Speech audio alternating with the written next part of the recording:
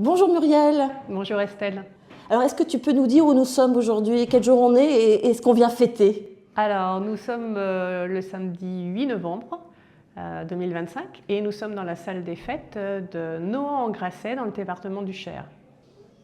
Et qu'est-ce qui se passe aujourd'hui? Alors ce qui se passe aujourd'hui, l'association Cher à tout cœur a organisé donc une première, puisque c'est la première conférence de médias indépendants qui se déroule donc ici. Qui devait à l'origine se dérouler au centre de congrès de Vierzon, là où on avait fait déjà des événements comme les premières et deuxièmes rencontres citoyennes internationales.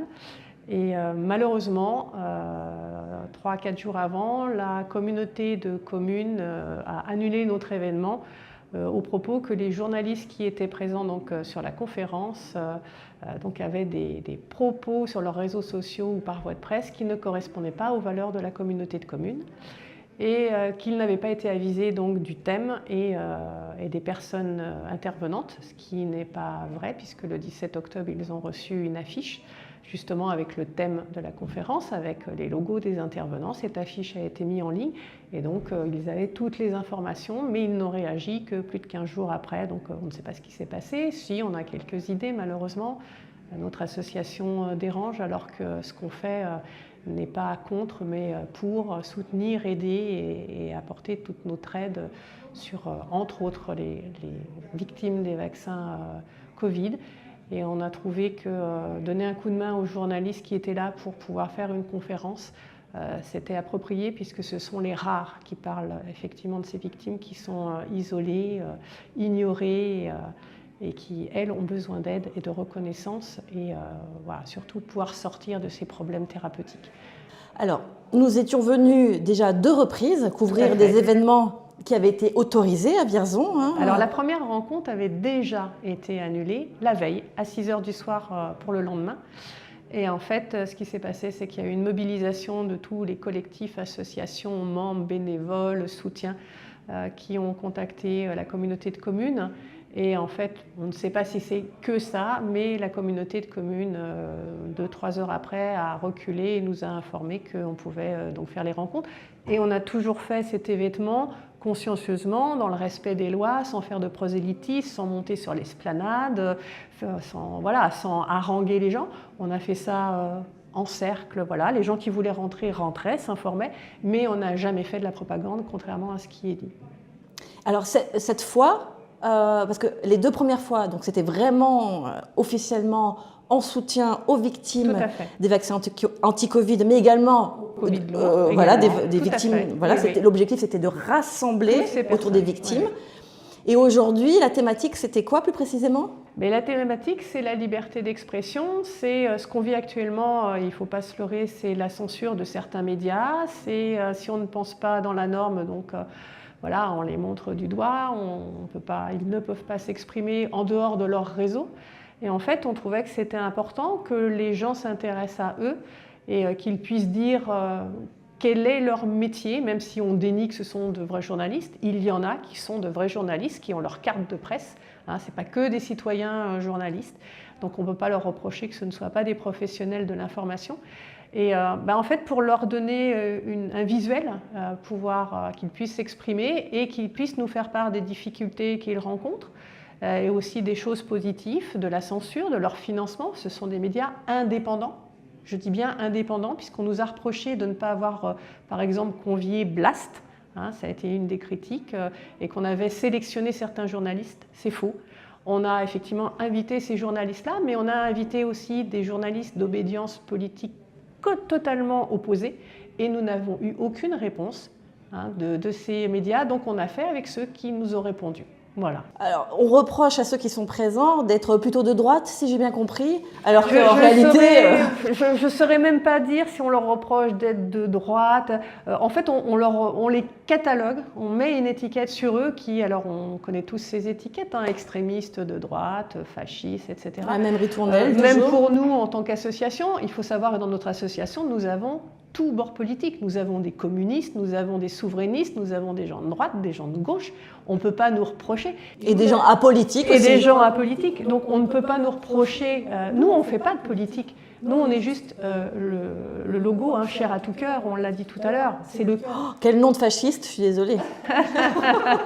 Donc pour nous, on mettait en relief le Cher. Pour nous, l'atout majeur, c'était notre cœur, parce qu'on ne marche qu'avec notre cœur.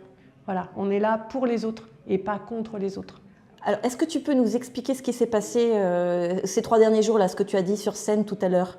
Alors ces 3 derniers jours, en fait, tout se déroulait très bien. Hein. Nous, on avait programmé, voilà, toute notre organisation était faite, la com était faite, il n'y avait aucun problème. Et puis mardi, notre vice-président a été contacté par la communauté de communes pour lui apprendre que l'événement était donc annulé, qu'ils allaient nous envoyer le courrier pour nous expliquer les motifs de cette annulation. Annulé à Vierzon? Annulé à Vierzon, oui, le centre de congrès, parce qu'il faut savoir que le centre de congrès de Vierzon est géré par la communauté de communes.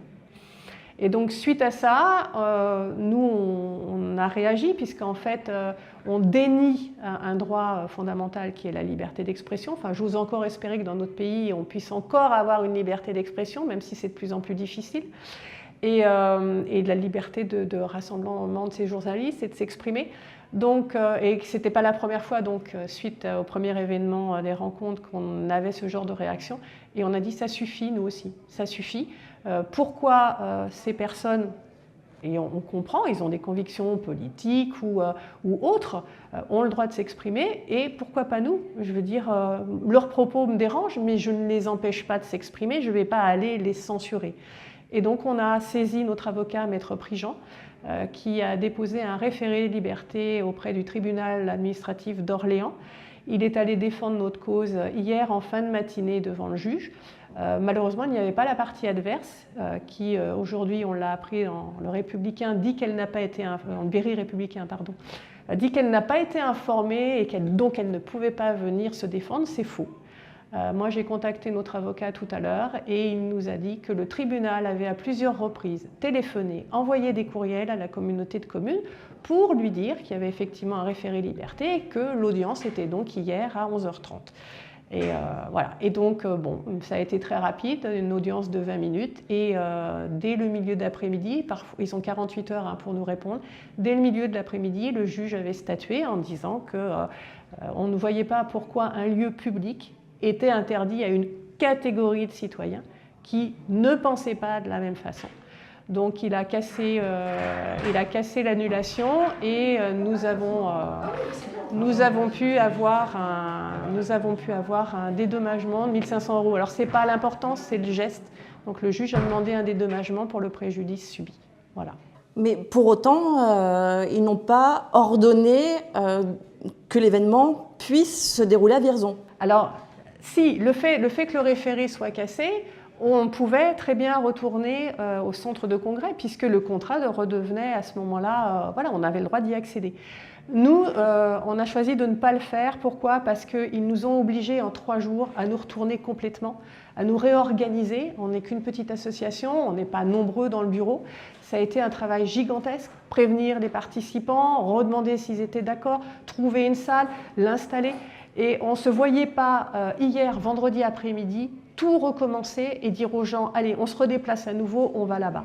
Et quelque part, c'est pour montrer qu'on nous interdit, oui, on peut le concevoir, ça ne leur plaît pas, mais qu'on trouve toujours un chemin quand il faut parler avec notre cœur.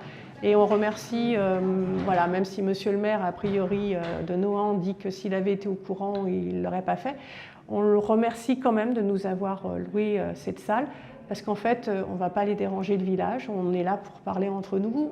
C'est à la fois diffusé en live, les gens qui nous suivent, c'est les gens qui veulent nous suivre, mais comme dans tout autre mouvement, ou politique, ou culturel et autres, il n'y a pas d'obligation, on ne force pas les gens. Est-ce que tu vas ajouter quelque chose avant que les conférences ne reprennent cet après-midi? Eh bien, je remercie tous mes bénévoles, enfin pas mes bénévoles, mais tous les bénévoles. On a plus d'une trentaine de bénévoles qui sont là pour que tout se passe bien, pour que ce soit le plus fluide possible, pour être au service des participants. La salle est pleine, on a fait la complet et remercier les journalistes qui sont venus aujourd'hui parce que souvent ils me disent c'est super ce que Cher à tout cœur a fait. Nous on leur dit mais c'est super que vous soyez là. Et puis le public, en fait on a tous besoin les uns des autres, on est tous des maillons d'une chaîne et pour avancer c'est pas tout seul qu'on avance. Et juste une dernière chose, quand on dit de nos médias qu'on est des complotistes, c'était ça qui était marqué dans les articles. Je crois qu'ils sont anti-vax, extrême droite. Alors, moi, je vais les rassurer. Donc, l'association n'est pas d'extrême droite, puisqu'il y a tous les courants politiques. Si on accorde encore de l'intérêt aux courants politiques, on n'est pas anti-vax. Moi, j'ai fait mon rappel de tétanos il y a 1 an et demi, donc je ne pense pas être anti-vax. Et c'était quoi l'autre extrême droite? Antiféministe. Alors, je vais dire comme Stéphanie Reynaud tout à l'heure, moi, je ne suis pas une extrémiste antiféministe. Je suis une femme, je fais respecter mes droits. J'essaye que dans mon couple ce soit équilibré, que ce ne soit pas du patriarcat. On décide à deux, on fait des choses à deux. Voilà, donc et la plupart des membres du bureau ou de l'association, il y a peut-être quelqu'un qui a des fois une pensée, mais on n'est pas du tout dans ces courants-là. Et je vais dire que, en fait, si ça leur fait plaisir de nous cataloguer en complotistes, je vais dire que les complotistes n'existent que parce qu'il y a des comploteurs. Merci. De rien, merci et merci à toi. À bientôt donc pour les prochaines rencontres citoyennes. Tout à fait. Et tu penses qu'elles auront lieu à Vierzon? Nous, c'est réservé. C'est réservé à Vierzon depuis des mois, donc on verra. S'il faut rebondir, on rebondira. En février 2026. En février, le 31 janvier et le 1er février 2026 auront lieu les 3e rencontres citoyennes internationales de Vierzon.